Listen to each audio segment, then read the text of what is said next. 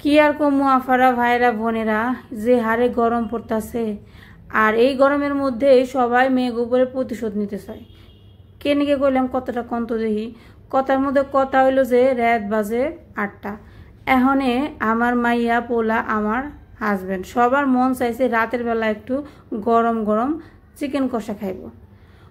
এনাকে আর কি কন, এনারা অর্ডার করব আর আমি বান দিয়ে আসি সারাদিন খাইটা খুইটে, আবার রাত্রে ওনাকে গরম গরম চিকেন রান্না করে খাওয়াবো। এখন আবদার যেহেতু করছে, একদিকে মায়া লাগে আর একদিকে কষ্ট লাগে। মানে মায়ার দিকে যাবো না কষ্টের দিকে যাবো। আর মায়াদের জীবনই তো এরকম, নিজের কষ্ট কোনোদিন চিন্তা করার সময় পায় না। সবসময় পরিবারের কেমনে ভালো হয়, কেমনে তাদের মুখে হাসি ফুটানো যায়, কেমনে তাদেরকে ভালো মন্দ রান্না করে খাওয়ানো যায়, এটা হচ্ছে মেয়ে মানুষের জীবনের একমাত্র লক্ষ্য। এর জন্য ভাবলাম যে কষ্ট যতই হোক, যেহেতু একবার মুখ ফুটে কইছে পোলাপান নিজের স্বামী, না করে কি আর পারি। তারপর আর কি মাংসটা ভিজাইলাম, মাংসটা সুন্দর করে ধুয়ে নিলাম, এরপর পেঁয়াজ কেটে নিতেছি। একটা সুবিধাজনক ব্যাপার আছে, ব্যাপারটা হলো যে একবার বাটি বইরে পেঁয়াজ রসুন আদা মশলা ব্লেন্ড করে রেখে দিয়েছিলাম ফ্রিজে। এখন হয়েছে আরামসে বসে বসে খাইতে পারি। একদিনের কষ্ট মাঝে মাঝে 7 দিনের আরাম দেয়, বুঝছেন নি? আপনারা কিন্তু এরকম করবেন, অবশ্য হিকানোর কিছু নেই, আপনারা সবাই আগে থেকেই জানেন। তারপর আর কি মশলা সুন্দর করে বাটার দরকার হলো না, সুন্দর করে ফ্রিজে রাখা ছিল। এখন হলুদ মরিচ গুঁড়ে দিলাম, লবণ দিলাম, পেঁয়াজ কেটে নিলাম। তারপর এখানে যে মশলাপাতি দিতেছি, এখানে আদা বাটা দিলাম, তারপর পেঁয়াজ বাটা দিলাম, রসুন বাটা দিলাম, জিরে রাঁধুনি দইনা বাটা দিলাম, তারপরে দিলাম সরিষার তেল। আমার মা পাঠাইছিল বাড়ির থেকে, অনেক দিন আগে পাঠাইছিল, এখনও শেষ করতে পারি নাই। তারপর আর কি নিজের হাতটারে কাজে লাগামো, সুন্দর করে মাইখে নিমু।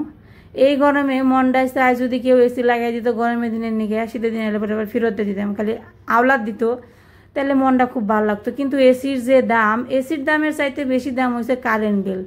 কারেন্ট বিল যে পরিমাণে উঠে এসি চালালে, সেই কারেন্ট বিল দিতে দিতে জমি একটা বেশি আলার নামবো। তার জন্য ভাবলাম যে না, এত আরাম করলে চলবো না তো ভাই, আমরা মধ্যবিত্ত ফ্যামিলির মানুষ, এত আরাম যদি চাই তাহলে জীবন কি আর চলবো? তাই আর কি গরমের মধ্যে গ্যামে সুমে রান্না করতে হইব। তাই এসির স্বপ্নটারে মাটি দিয়ে ধামাচাপা দিয়ে দিলাম। এখন হয়েছে চিকেন খাওয়ার লুবে লুবে মাংস রান্না করতেছি। আলুটারে সুন্দর করে ভেজে নিলাম। অনেকেই মনে মনে চিন্তা করে বিরিয়ানি খাই, বাইরের বিরিয়ানি খাওয়ার সময় দিয়ে আলু এত হলুদ হয় কে, এর কারণটা কি হইতে পারে আজকে আপনাগুলোকে শেয়ার করুন। কেন দিকে আলু হলুদ নাগে, আলুর দিয়ে সুন্দর করে তেল দিয়ে ভাজবেন, তেল দিয়ে ভাজার সময় আলুর মধ্যে দিবেন হলুদ গুঁড়ে, দেখবেন দোকানের মতো হলুদ টসটসে আলু দেওয়া যেতেছে। এটাই হচ্ছে সিক্রেট।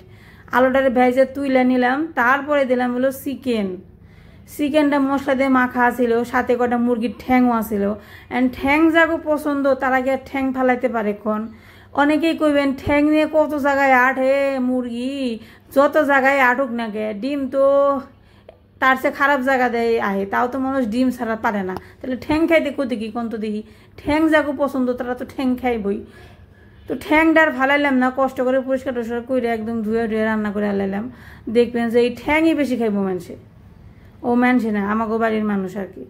তারপর আর কি মশলা দিয়ে সুন্দর করে চিকেনটারে কষাইয়ে নিবেন। কষানোর পর যে সুন্দর গ্যারান বেড়াইছে গো,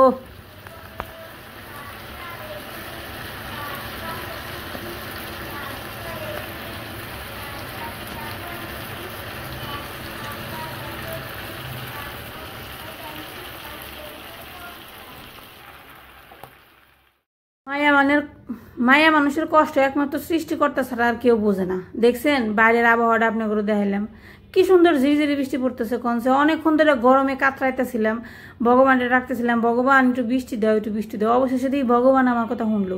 আমার স্বামী আমার কথা না শুনলে কি হবো, ভগবান ঠিকই আমার কথা শুনে, কারণ ভগবান জানে যে স্বামী নামক আসামিরা মায়ের মানুষটা কি পরিমাণ জ্বালাতন করে। আমরা যদি না দেখি, মানে ভগবান হয়ে আমি যদি মায়ের মানুষের দুঃখ না বুঝি, তাহলে কে বুঝবো ক্ষণ? এর জন্য দিয়ে বৃষ্টিটা নামিয়ে দিল। বাহ কি যে আরাম লাগতেছে গো। এই আরামে এখন সুন্দর করে মাংসটা রান দেয়, গরম গরম ভাতের লগে খেয়ে এলাম। তো মাংস কষানো হয়ে গেছে, জল দিয়ে দিলাম পরিমাণ মতো, সব শেষে দিব একটু গরম মশলা বাটা। মুখস্থ বিদ্যার মতো ফটফট করে কয়ে গেলাম, কিন্তু গরমের মধ্যে রাঁধতে কিন্তু মুখস্থ বিদ্যার মতো ফটফট করে রান্না হয় না। রাঁধতে ওই আধা ঘন্টা থেকে 40 মিনিট সময় ঠিকই লাগে। যাই হয়ে যাক, রান্না আমার হয়ে গেছে, এত কথা কয়ে লাভ নাই।